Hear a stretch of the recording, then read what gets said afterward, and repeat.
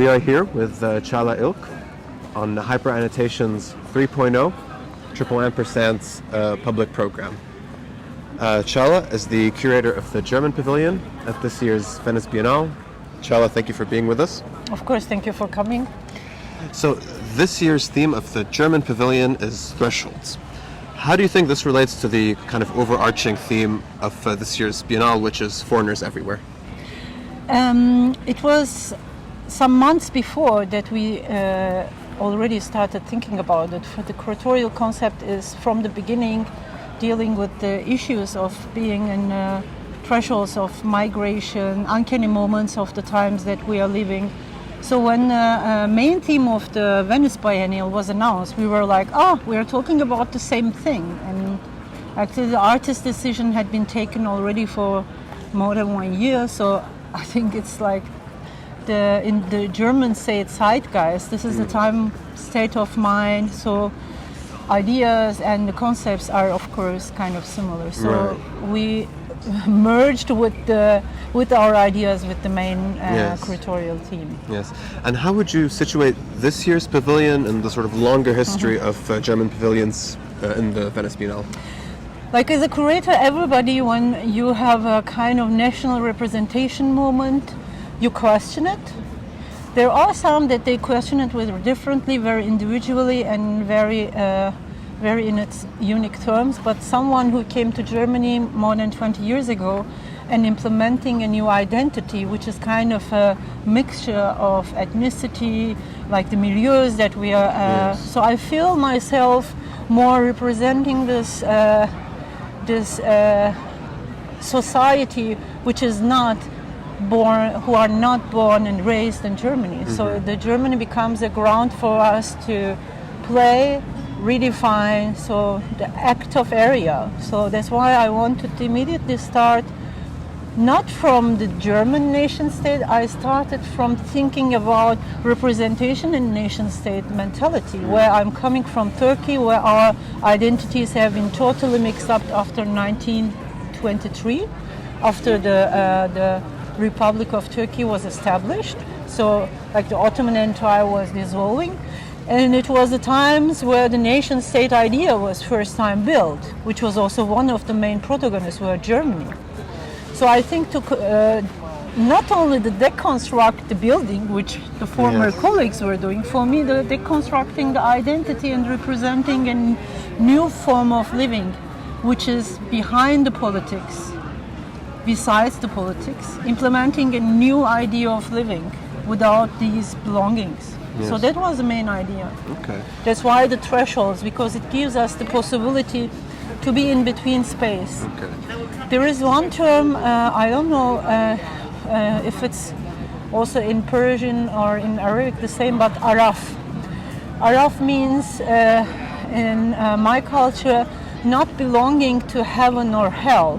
And we use this term in the moments where we don't feel belonging to anywhere, belonging to both or belonging to none. So this is the uncanny space of being in this moment of passage, pass-throughs.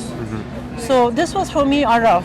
Okay. So you told me about sort of the logic of everything going on, but can you tell me sort of practically how the idea came about, so how it came to you or to your team? Actually, the idea was mainly there because I had a dream in 2019 that I'm the curator of the Pavilion.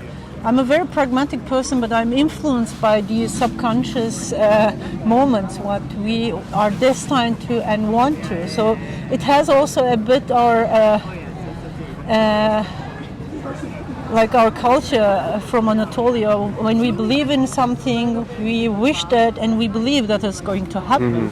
So I think this moment of spirituality, which I never thought that I had, so it came very obsessive approach for me, that doing this might change, because it's like the highly appreciated big exhibition worldwide. So my idea is always, if you want to change something, you have to go to the top, because you cannot change it from the very grassroots moments. So you go in, exploded. So that's why we were also in Kunsthalle Baden-Baden with my comrade Misal Adnan Yildiz, and I thought if we put it in a very high level and propose in one of the most state nations, that might function. That's why the dream that I had 3 artists or 3 positions where the whole Giardini was resonating with sound, which is the case now with all the others, because we are resonating inside and in Certosa, which I find very good, because if I did it here, there was really another symphony without knowing what we were all doing, all the other creators.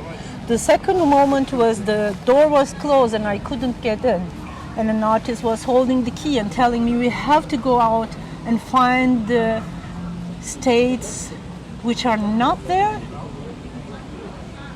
which were never there, we never were there, or like they are passed over. So I needed to find another space. So there was already these moments, and there was an incredible performance from curators all around. So I had these moments which I was thinking about the form. And since I was working so long in the Maxim Gorki Theater as a dramaturg and curator and Kunsthalle Baden-Baden with Misal, and this was for me the moment to experiment on the forms with theater and opera, visual arts, the sound. So it became a kind of in itself connected approach. Yes. You've said that Germany's history of critically re-examining its past was quite like it created a sort of a right place for you to re-examine society, perhaps even change it. Can you tell us a bit how this played out in the exhibition? Two positions who are sharing the National Pavilion of Germany, they are proposing two different moments. So one moment is this closing of the main entrance with the earth pile, which is from Anatolia, and telling the intimate story of one of the artists and his grandfather. So this is for me an approach to consider about the soil, which is also establishes one of the main borders. Like if you cross this line and say this is Germany and this is this, and then, but it can also fall down. I think metaphorically there is so much on the soil, so that it continues inside and it becomes a form of a claustrophobic living of a migrant's life and a worker's life. Yes. So the transsectionality, like race, class, gender, becomes an attitude in the main hall.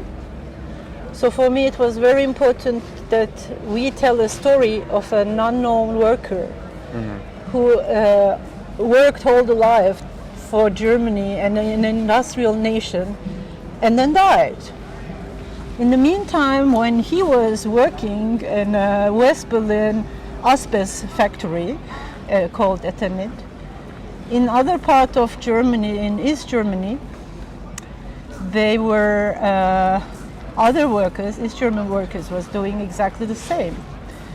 The intimate story of the collaborates with when you enter from the not the main entrance, which the underdogs, the people who don't belong to the main door has come. So it's also a metaphorical approach. Then you recognize the ground is kind of cracking. So the floor of the pavilion in the main hall is coming from East German theater and a cultural center, which is not being used anymore as the 350 other cultural centers. What happened after the reunification is these old cultural centers has closed down, and the workers who have been working and getting the issues of the cultural moments, it was then over. Yes. So we took the ground of a not used theater as a basics, which the form is also a theatrical form. Yes. So this and this are kind of from the facade to the entrance, then in the main hall where the performance is a one work, and the trilogy with the new film, which is shown on the upset, and a future scenario with the Albartana is a second. So these two are complementary. With the island, with 4 artists in another setting. So this is for me actually crucial, because I never wanted to stay in the borders of a national pavilion. Yes, yes. And what do you think the role of the curator is in telling such a story or articulating such ideas? My methodology is I'm developing scripts and I use in the form of assembly. So for me there is no curator and artist. For me there is a big team. We have for this edition 2 chronos whom influenced me as Luis Chudasoki and Georgi Gospodino with two books. Time Shelter from Georgi Gospodino was for me the main read. So fiction and theory. And these become the script. And using the methodology of theater, I have a dramaturg who is following up every storytelling with me. That is, we have a kind of in itself consistent dramaturgy that, sorry, we don't go from our concept so far away. Yes. So then we have the artists whom I'm working since many years. So it's like the theater assembly. So they are coming and going. So it's not one-to-one, but a bunch of artists who share kind of the common script and develop. Mm-hmm. So it becomes a big group of amount of people. And that is actually for me the issue, because if you want to change kind of a setting, mind setting or a state setting, then you cannot do it alone. You have to be very consistent. It's like implementing a political party. Like, since we are not using the politics as a methodology and using art as a methodology, this has to become actually a group of people who are doing a movement. Mm-hmm. So for me, this is a part of that. Yes. I'll end things with a light question. Are there any pavilions or shows you are particularly looking forward to seeing? Honestly to say, I haven't seen any issues, but I want to see Voyage Shavki's Egypt Pavilion. Okay. Thank you. Well, thank you very much. You're welcome. Thank you.